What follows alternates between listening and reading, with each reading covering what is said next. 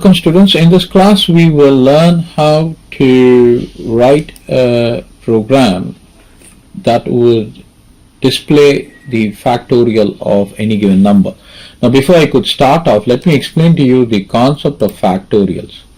Now imagine you are asked to obtain the factorial of 4. The representation is like this, 4, and then we place an exclamatory sign like that, and that is equal to, the value is equal to 1 multiplied with 2 multiplied with 3 multiplied with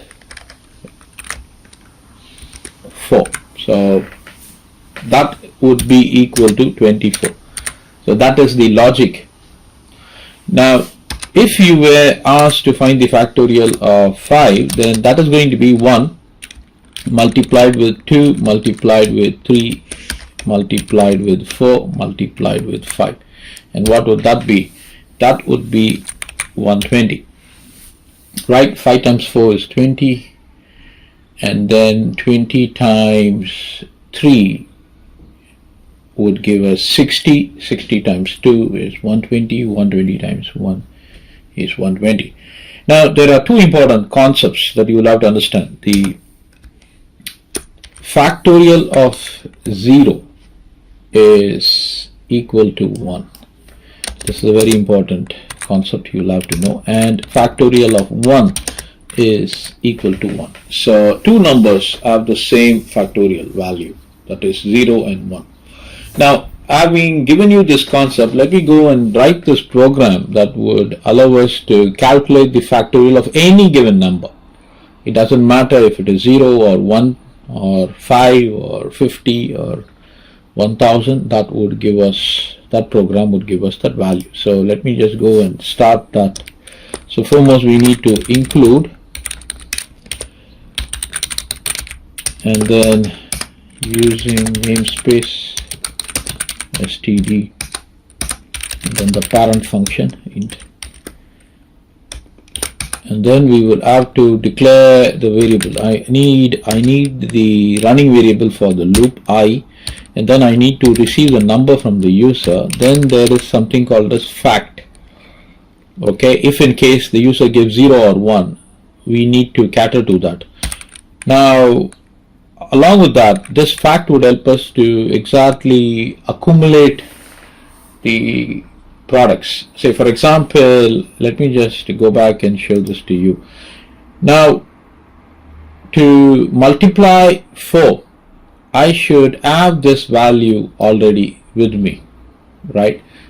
So this value is nothing but 3 times 2 times 1, that's going to be 6. 6 should always, or should say 6 should have been in the container to give me the value 24.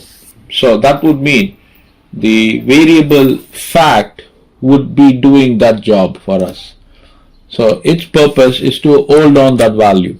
So in this case I'm declaring fact to be equal to 1 because I need to cater to 0 and 1 if it is the user's input.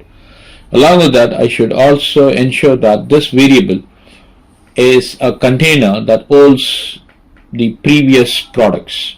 So having mentioned that, let me just move on. So first I would like to get the input from the user. Please enter the number for which you desire the factorial for. So the number would come from the user, and then we would receive it using cn. So this is the variable that would catch that, and then we would have to start the for loop. For I have declared I already, and the count will start from 1 separated by a semicolon. The value of I would run all the way up unto the number given, and then a semicolon, and I need to increment the value of I, and then I start a block, and then I make the calculation. Fact is equal to fact product multiplied with the running variable I, and this would complete the entire numerical action that we need, and then we will have to print it out. So C out, probably you can say something like that, and L and C out factorial is equal to, and then probably I'll give a line break, and then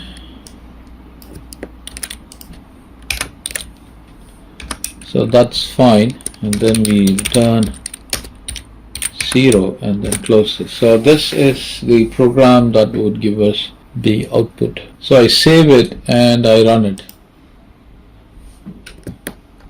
Please enter the number for which you desire the factorial for. So first, let me see if 0 works. So 0 factorial should be equal to 1.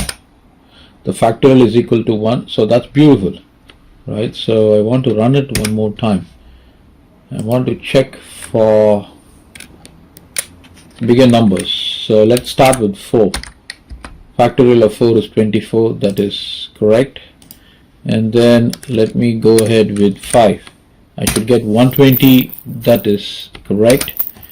And then let me go and check for factorial of a little bit larger number, 10. Now you should understand that these numbers would be really large, okay?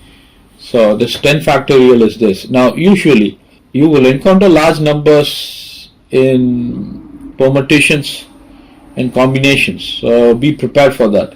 And also in physics, and not only large numbers, you will also encounter challenging numbers. So we need a program, we need a C++ program that would handle all this. So that completes the program, students. So this is a good place for us to stop.